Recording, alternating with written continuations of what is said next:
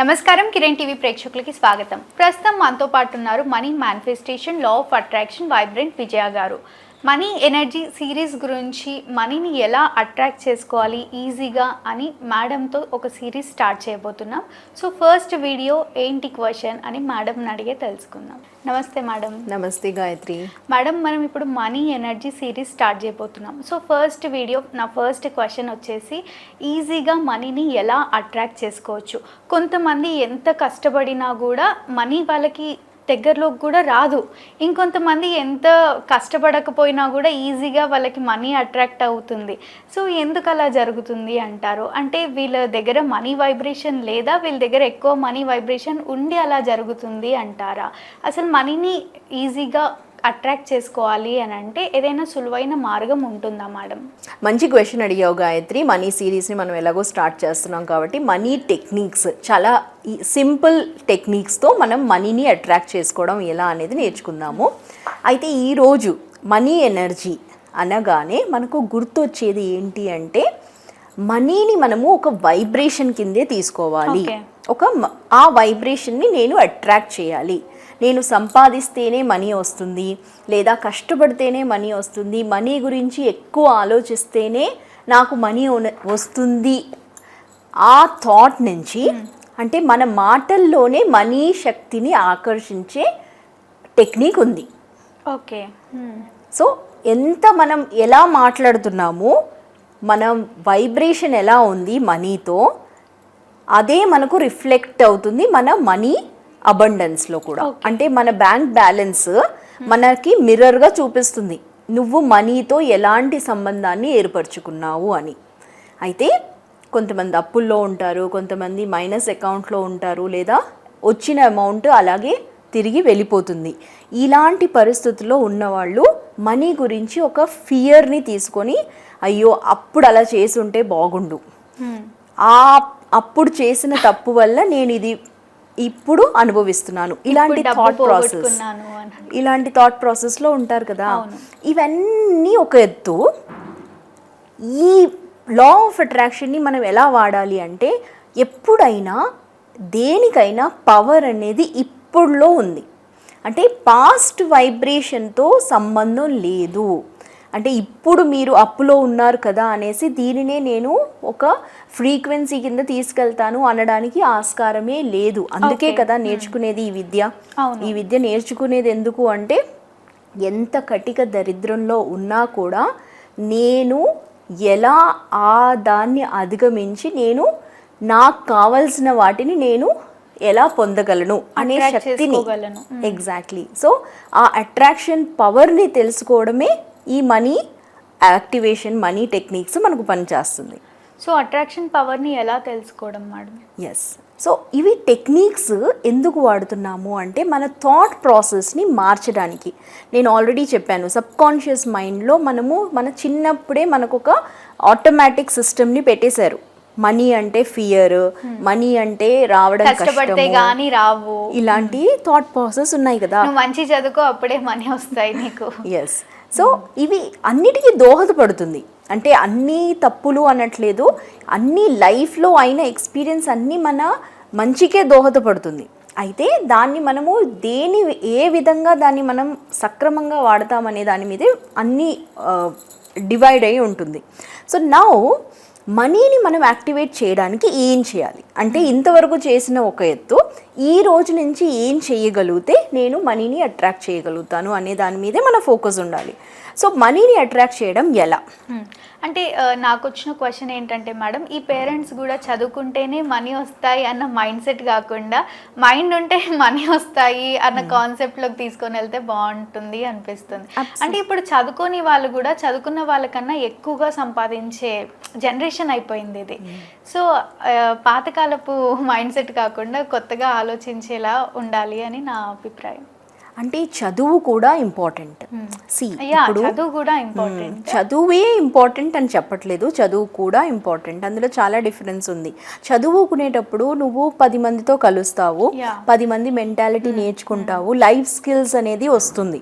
అంటే చదువు వల్ల నువ్వు లోక జ్ఞానం అనేది పెంచుకుంటున్నావు, ఒక సిస్టమ్ని ఫాలో అవుతున్నావు, ఒక డిసిప్లిన్ని ఫాలో అవుతున్నావు, పొద్దున్న లేస్తున్నావు, నీ పనులు నువ్వు చేసుకుంటున్నావు. అయితే చదువు లేని వాళ్ళు కూడా డబ్బు సంపాదిస్తున్నారు అంటే వాళ్ళు కూడా ఒక ఘట్టంలో చదువు లేకపోతే ఏమి, మనీ ఎనర్జీని నేను సాధించలేనా అనే ఒక థాట్లోకి రావడం వల్లే అది మారింది కదా.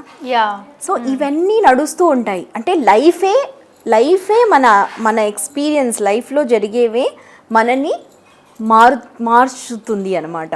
అంటే మీరు అన్నట్టు చదువే ఇంపార్టెంట్ కాదు, అయినా చదువు కావాలి, క్రియేటివిటీని మనం పెంచుకోవాలి, మన విలువను మనం పెంచుకోవాలి. అది ఏ విధంగా అనే దాని మీద మనకు ఒక క్లారిటీ అనేది ఉండాలి.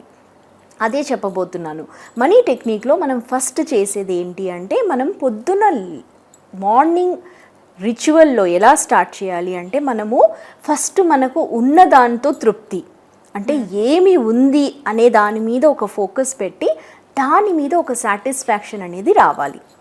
First step is thank you.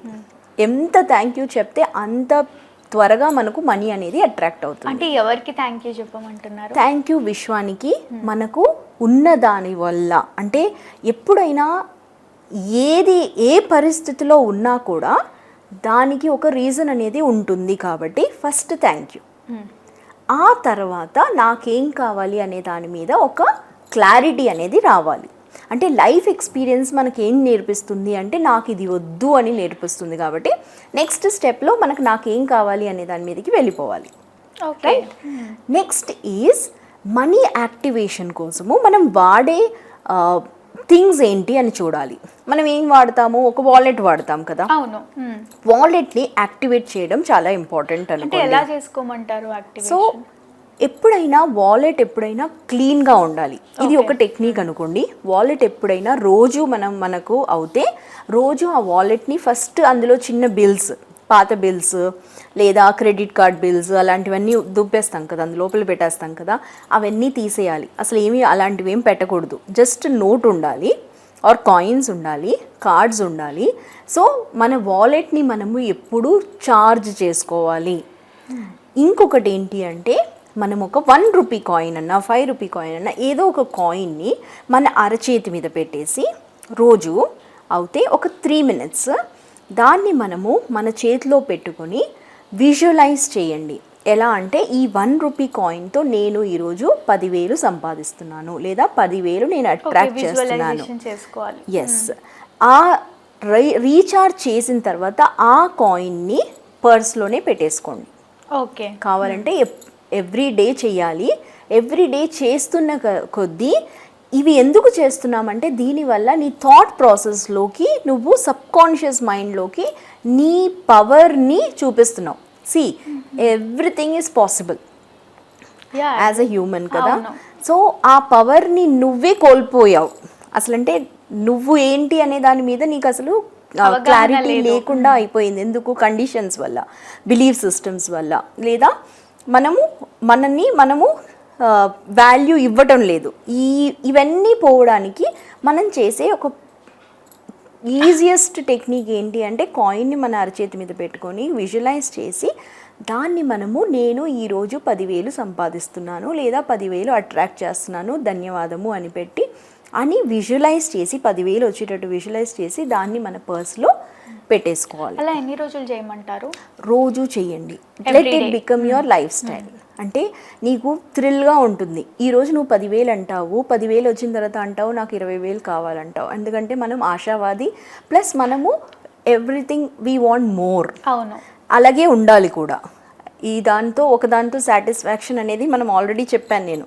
తృప్తి అనేది ఇంపార్టెంట్, అయినా నేను ఇంకో మెట్టెక్కాలి అనే దాని మీదే ఉండాలి ధ్యాస. అలా అని ఇంకొకరితో కంపారిజన్ కాదు. It is all about you. అంటే నీకు ఇంకా కావాలి అనే ఒక దృక్పథం అనేది ఉండాలి కూడా. సో ఇది ఒక టెక్నిక్ గాయత్రి. ఇది రిలేటబుల్గా ఉంటుంది, ఈజీ కూడా. సో ఈ టెక్నిక్ని, వాలెట్ యాక్టివేషన్ టెక్నిక్ని వాడిన తర్వాత చాలామందికి చాలా ఓపెన్ అవుతాయి ఛానల్స్ ఆఫ్ అబండెన్స్. మీకు తెలియకుండానే మీకు 10,000 రావడం కాదు, 1,00,000 రూపాయలు రావచ్చు, 1,00,00,000 రూపాయలు కూడా రావచ్చు. కాబట్టి జస్ట్ డిసిప్లిన్గా చెయ్యండి. చేస్తేనే ఏదైనా ఫలితం ఉంటుంది. తప్పకుండా మేడం. మనీని ఈజీ వేలో ఎలా అట్రాక్ట్ చేసుకోవాలి అని ఎంతో చక్కగా తెలియజేసినందుకు ధన్యవాదాలు. Thank you Gayatri. చూసారు కదా, మా వీడియో తప్పకుండా మీకు నచ్చిందని అనుకుంటున్నాను. అలా అయితే లైక్ చేయండి, షేర్ చేయండి. మరిన్ని ఇలాంటి ఇంట్రెస్టింగ్ వీడియోస్ కోసం మా ఛానల్ని సబ్స్క్రైబ్ చేసుకోండి.